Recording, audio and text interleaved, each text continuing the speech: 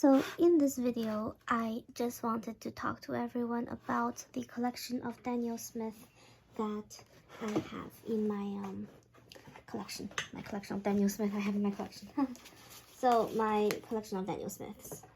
Daniel Smiths are really famous paints in North America. I really remember them because a long time ago, like 3 or 4 years ago, when I loved the idea of watercolor, and I haven't even began to paint on a large scale yet, is Daniel Smith was the king because they were unparalleled. They were very addictive, I guess. Not that I knew any better because I didn't have money to buy any of them. It wasn't until that I started working I could finally purchase a lot of watercolors. You can see from my last video that I have a really big collection of watercolors, especially when I'm not a professional watercolorist. I don't do this for a living. I do this because purely out of love, as you can say. I've always dreamed of having an art studio and having so much paints. And I think I've achieved that some sort of childhood dream, and this is my Daniel Smith tubes collections. Not that it's a lot, because I know some people, not many, maybe 1 or 2. No. Actually, I only know one person.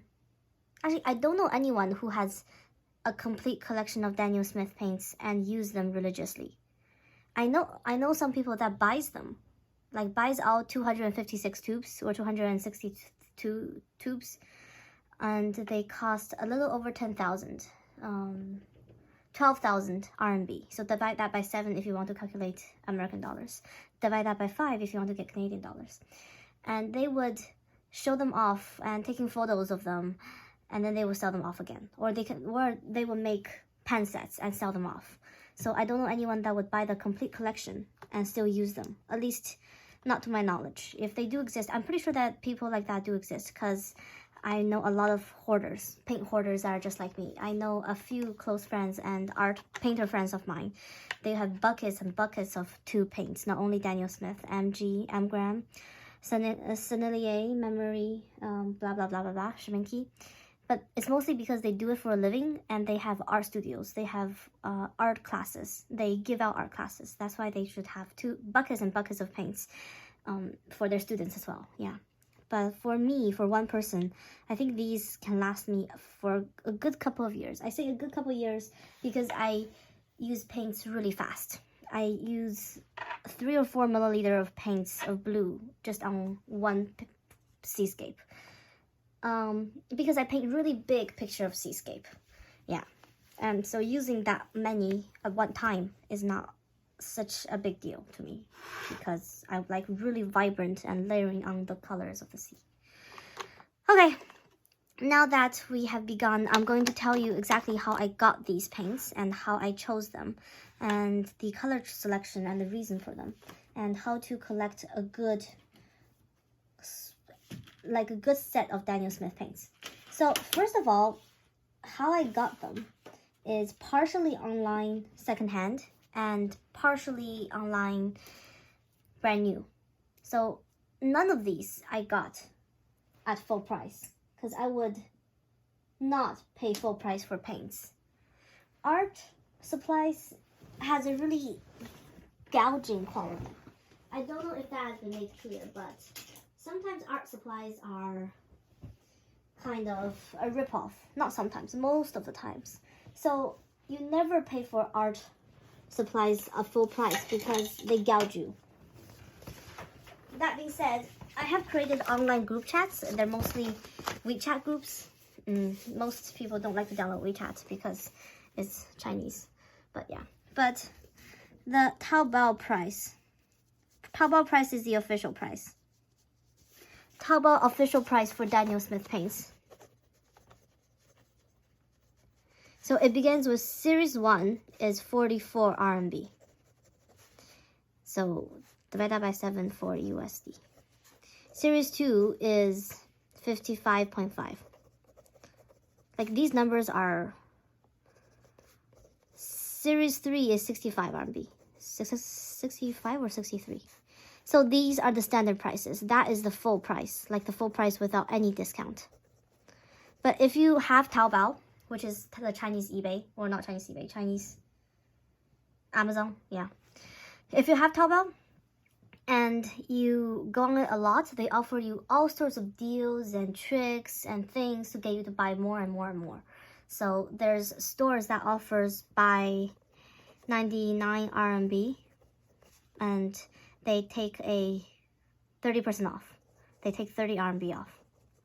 So basically you get these things at a discount. You get 30% off. So if I get one Series 1 tubes plus one Series 2 tube, then I would pay around 70 for them, okay? And that includes shipping because shipping is so cheap in China. Okay, so then that would be the equivalent of 10 USD for 2 tubes of Daniel Smith paints, and one is Series 1 and one is Series 2. Yeah, so they are very economical in China. Like, ever since I posted the last video, some people have been saying, have you ever considered buying some paints and going back to North America and sell them? And I was like, no, because we all know the situation we're in right now, so traveling is very restricted. But I'm definitely going to buy tons and tons of paints and ship them back to Canada if I leave China. I don't know when that will be because of the current rhetoric, but hopefully it will. I don't know. Yeah, hopefully everything will calm down and we have world peace. There you go. Okay, so here's how I choose my Daniel Smith collections. So I search on Chinese eBay all the time for secondhand paints, and I bought some secondhand paints and some are brand new. So the secondhand paints I bought are a set of 28 and the rest are brand new. The secondhand paints, I bought them at a 35% discount. But when I got them, they're brand new anyways because the person that previously owned them never used them. And the brand new paints, I got them are at a 30% discount. So they're pretty cheap. These ones I've used already because these are Christmas colors and I've used them already. Okay, so here's how I chose them. First, the yellows. Let's go to the yellows one by one.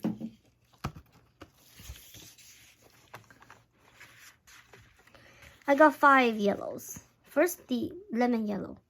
Okay, I need a cool yellow. Okay, before we get into all that, I just wanted to say, if you want a set of Daniel Smith paints, 12 colors is all you need. 12 tubes is all you need. You need a cool yellow, a warm yellow, and 2 reds, a cool red and a warm red, and then 3 blues. How many is that? And maybe you need 1 green because you can mix yellow and blue with green. And you need some earthy tones, 3 earthy tones and a black. No, not a black, maybe a Payne's gray. And then you're done, you're set, okay? But if you want more colors outside of the basic rainbow, then you follow this. Lemon yellow, I chose this because I've always chose lemon yellow in my other tubes. And it has never disappointed me. It's a very cool yellow that mixes well with greens. And then it's Hansa yellow medium because this is the perfect yellow. This is the color yellow in the 3 primary yellow. And Naples yellow is a very creamy, cute yellow. So it gives your painting a lot of buttery, cute flavor. Like a very rich, delicious flavor in your painting. Let me see what I wrote. I can use it to paint sunflowers, wheat fields, sunny day, dry landscape, etc., etc. It adds a lot of flavor in my painting. So I really like Naples yellow, even though it's opaque, but it's a staple. And then it's the hot mode apple cider yellow. This is a Christmas color. It's very warm. It's a really warm yellow. I like it because it smells nice. Haha. And then a nickel azo yellow. I think this may belong in the earthy tones, but it's very transparent and luminous. However, it doesn't mix well with orange, so be careful. But it mixes very well with greens. So if I want to mix green colors, I use lemon yellow and nickel azo yellow. The rest are for warmth. Hansa yellow medium also mix well with greens. So I can mix these 3.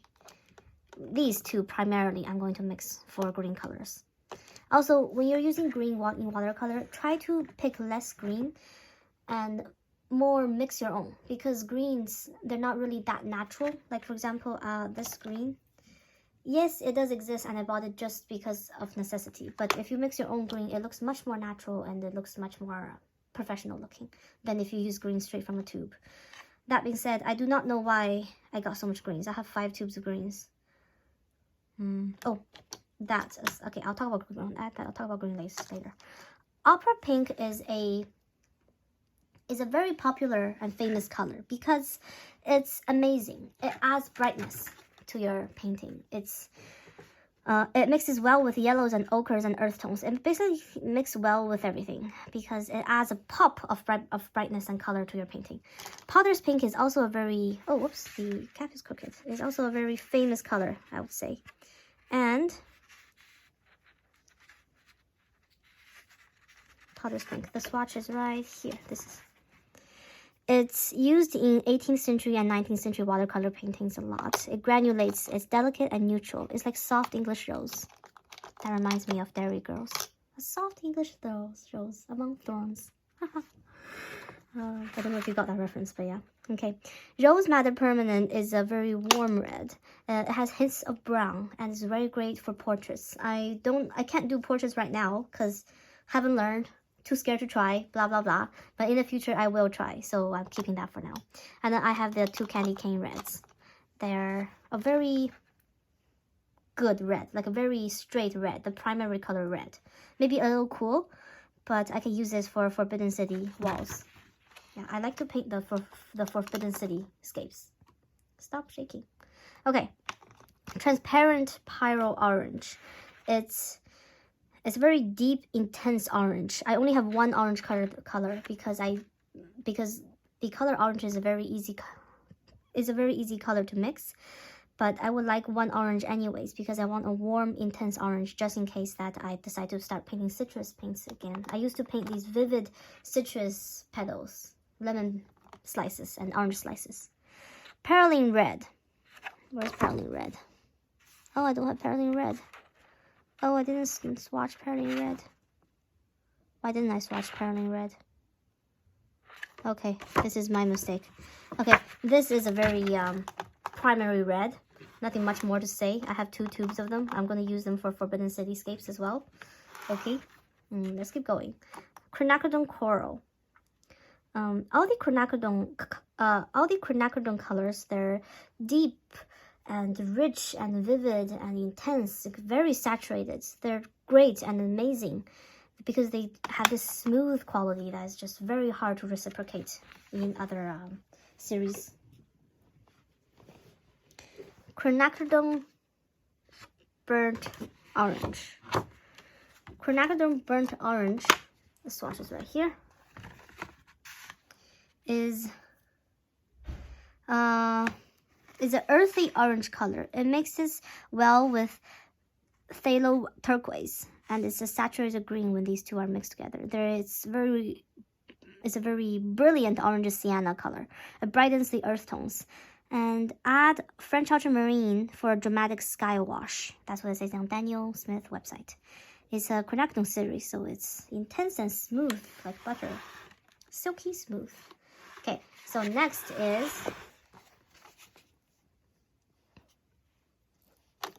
Quinacridone Magenta. Quinacridone Magenta is such a pretty color. It's gorgeous. Look at that. It's like what I imagined a fantasy berry color would be like. Okay, it's supposedly mixed well with yellows and greens to create sap green, and it's very transparent, which is amazing for glazing. So, ultramarine red is a very light purple. So these two colors that I have I wouldn't say a problem with, ultramarine red and ultramarine violet, because I was thinking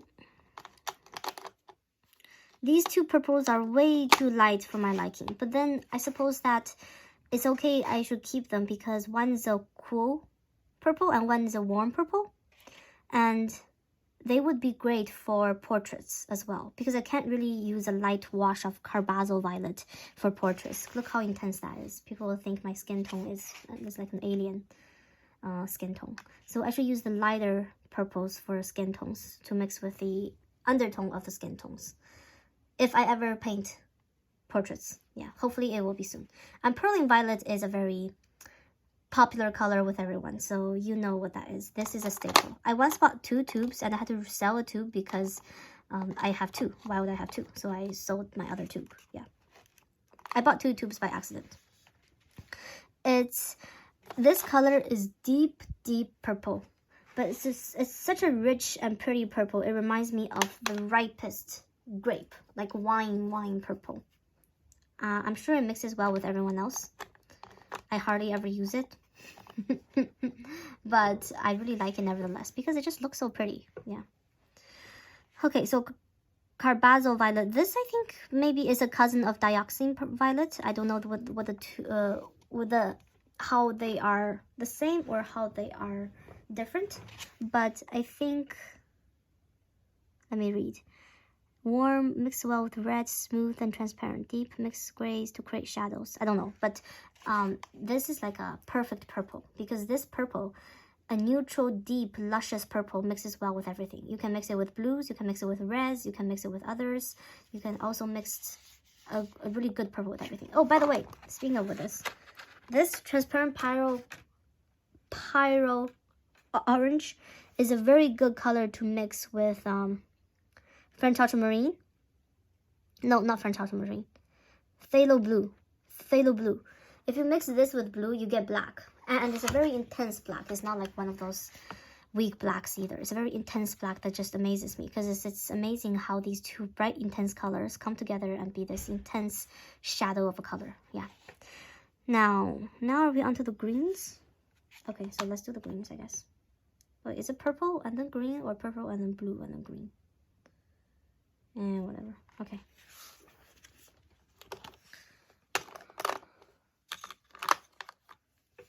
Let's put the greens over here. Permanent Green Light is an organic pigment, very clean and vibrant, and it mixes well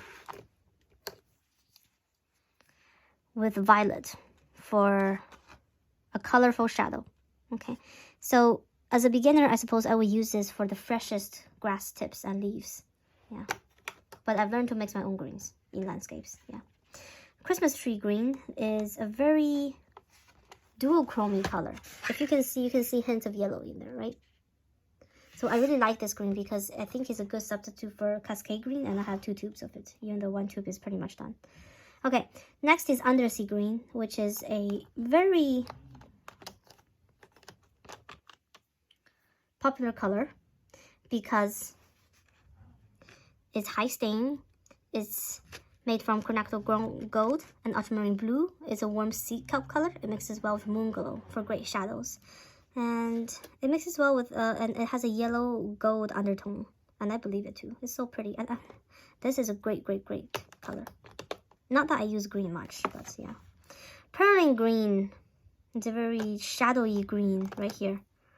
We can use it for moody landscapes, moody atmosphere. We can use this for storm clouds and storm seascape.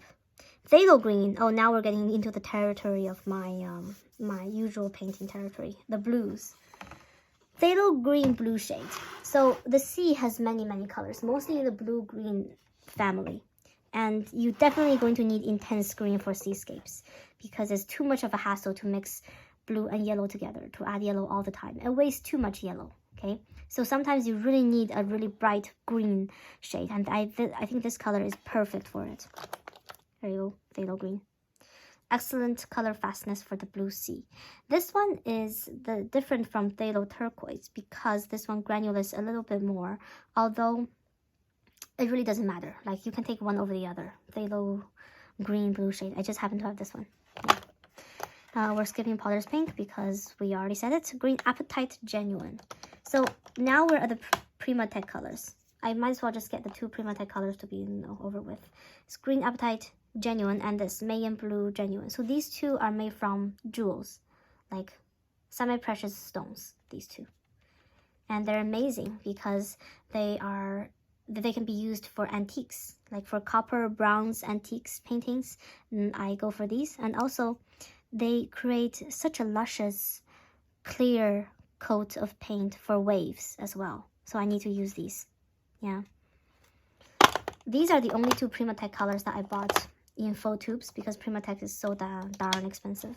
Darn expensive? I'm such a goody two-shoe. Haha. Ultramarine turquoise is granular, low staining, less staining, and more texture is desired. Softer than phthalo turquoise. Oh, so I'm sorry. This one is the substitute for phthalo turquoise. Not this one. But these one, they're pretty close matched in hue. But yeah. So these, I have to use them all the time. These colors are usually the one to go. The first one to be finished is cobalt teal blue. But I have tons of colors. I have cobalt turquoise. I have so many tubes of them, so it's fine. And then it's the rest of the blues that's one to go. And then also the ochres, they go pretty fast as well, but let's talk about ochres later. Mayan blue genuine. Okay, we already talked about that. Manganese blue hue. Manganese blue hue and cerulean blue chromium. These two. They have a very raw, opaque feel. So these two are the color of bright, sunny skies. Okay, so I rarely use these two. Of all the blue shades, I hate these the most. However, I cannot deny that they are very useful in sky paintings, in skyscape. Like when the sun is so bright and there's many clouds, these are the background, the sky background. But because they're so opaque, I don't really like to use them, and they're too raw looking. However, I definitely need them because there's no way to create a opaque sky without using these. If I use any of these transparent deep blues with white, then the painting looks horrible. Yeah, phthalo blue is one of those intense, rich blues that I really need to create seascape as well, and I almost use them. So all of these I have used before. It's not like I'm just sprouting BS. No, I've used them before and they're not new anymore. But here's what I like feeling. Yeah. So I don't have any notes for French ultramarine and Indanthrone blue and cobalt blue is because they're such classic colors. I don't really need to make notes with them. French ultramarine blue, I have 2 tubes. And once I've used half up already. The thing with tube paints is that I use them up much faster than pen sets. It's because you can squeeze out so much more, and when you dip your brush in them, you take a huge chunk. Whereas the pen sets, you scrape and scrape and scrape, and you scrape all the colors, and you only get a little bit. You're like so frustrated. You're like, okay, never mind. I'm just gonna stick with tubes, or okay, never mind. I'm just gonna use these colors, and I will just scrape some more later. Yeah. But with these, if you're like, oh, I don't have enough, you just twist the cap open and you squeeze a lot out, which is why I buy 15 milliliter tubes instead of 5 milliliter tubes, because there's no way 5 milliliter tubes is gonna last me that long. It's gonna last me long at all. Yeah. Verona gold ochre and French ochre. I bought these two ochres mainly because they sound nice, and also I need ochres, and I don't want to buy boring yellow ochre because I have that in other brands and I want to try different types of ochres. So they are a bit different. The Verona gold ochre, is more golden, it's more wheat fieldy like, and the French ochre is lighter and softer and redder and warmer. It's like a autumn leaves sort of thing. Yeah. So I'm excited to use them in the future, and if I get any more insight, I'll let you know. Okay. Quinacridone sienna is one of those glazes well that's very orangey. I added one of these quinacridone colors in my earthy tones. I have 1, 2, 3, 4, 5, 6, 7 earthy earth colors. Is because I want my landscapes to be vivid, because I don't want it to be dead and gray. Even though sometimes gray landscapes are very pretty, I just prefer my shadows and washes to be filled with bright undertones. So this can brighten up all the earth tones that I'm going to mix it with. Yeah. And burnt sienna, raw umber, and sepia. I don't think there's much to say. They're solid, reliable earth tones. I chose sepia over burnt umber because sepia sounds more interesting, and also it's slightly darker because it's semi-opaque, semi-transparent, which is pretty much the same thing. And then there's the neutral tint, which is unique and warm, dark. It's not muddy, so I prefer this. I did not buy Payne's Gray because I have a huge tube of Payne's Gray from Holbein, so I don't really need it. And then Shadow Violet and Moon Glow. These are staples. These are extremely important in my collection of Daniel Smith. Why would you buy Daniel Smith and not buy Moon Glow? Like, that's ridiculous. You really have to have Moon Glow. And then you have Shadow Violet. Moon Glow is first. That's the bigger sister. That's the elder sister. And then is the younger sister. These two are sisters. And they create wonderful shadows mixed with other paints. And then it's Indigo. It's a dusty purple, a slightly cool gray. It can go dark, add sepia and connect on burnt orange to create birch trees and branches. This can remind me of the color of blueberries, blackberries, and plums, according to the Daniel Smith website. So here's the colors that I chose. I hope that gives you an idea. And how many colors is this? Let me count. 1, 2, 3, 4, 5, 6, 7, 8, 9, 10, 11 plus Pyro Red, 12.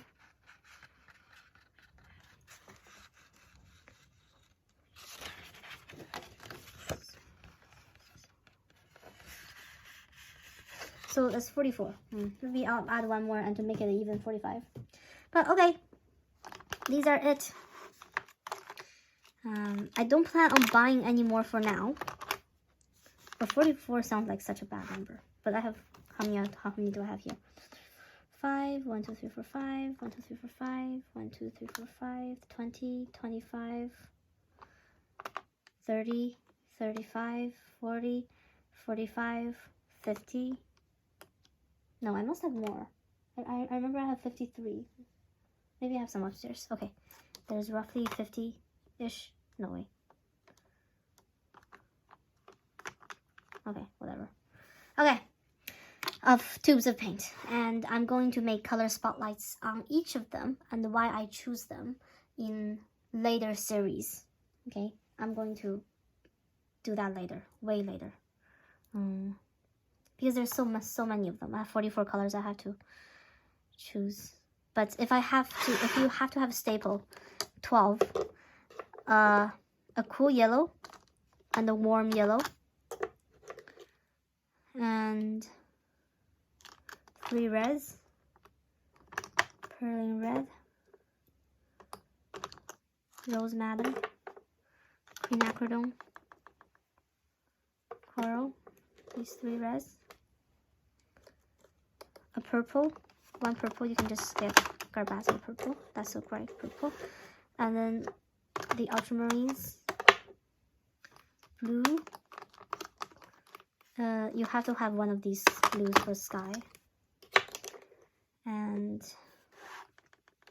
a darker blue, phthalo blue maybe. And then green, 1, 2, 3, 4, 5, 6, 7, 8, 9. That's 9 already. Oh no, I have left. Maybe I'll take away 1 red. So 8. What's my favorite one? Oh, you have to have cobalt teal blue. Yeah, I cannot paint the sea without it. I have to have it. I have the pearl green. And I need an ochre. There's no way around it.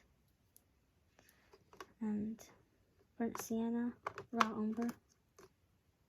Maybe burnt umber, sepia. And that's it. Okay, 1, 2, 3, 4, 5, 6, 7, 8, 9, 10, 11, 12, and 13. Okay, maybe. So if you get a basic color range, then this is it. Or at least for me. 1 cool yellow, 1 warm yellow, 2 reds, 1 warm, 1 cool. A very straight purple, a very classic purple. Why do I have four blues? Anyways, maybe for me it's 4 blues, but because I paint the sea. And 1 green, 3 earthy tones. That's it. If we have to add 1 more, maybe neutral tint or moon glow.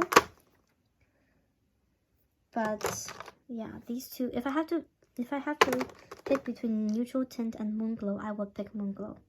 But that's only because I can mix grays with these colors. But you don't mix grays all the time. You mix grays sometimes with these colors, but not all the time, because it's a waste of paint to mix grays with 3 colors all the time. And then you're like, why did I do that? Why don't I just buy a tube of gray? Yeah, there you go. Okay, so that's done. And I hope you enjoyed this video. I know I'm not a professional at making videos, and maybe I hope you enjoyed my little stream of consciousness of colors. These Daniel Smiths are just such a pleasure to have. They're so precious to me. They're worth their weight in gold.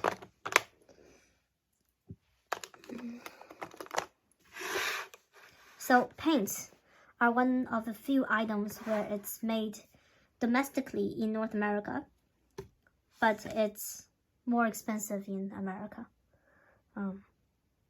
Like Apple iPhones, they're made somewhere else, but they're cheaper in America, and they're a bit more expensive in Asia. But paints are opposite, so it's one of those things that always puzzles me. But I'm so glad I came to China and I got all these paints. Yeah. Okay, if you have any questions, or if you have any favorite colors that you want me to get and you cannot live without and they're not in here, so please comment below. I will post this on Reddit as well. So hi and bye. Thank you very much.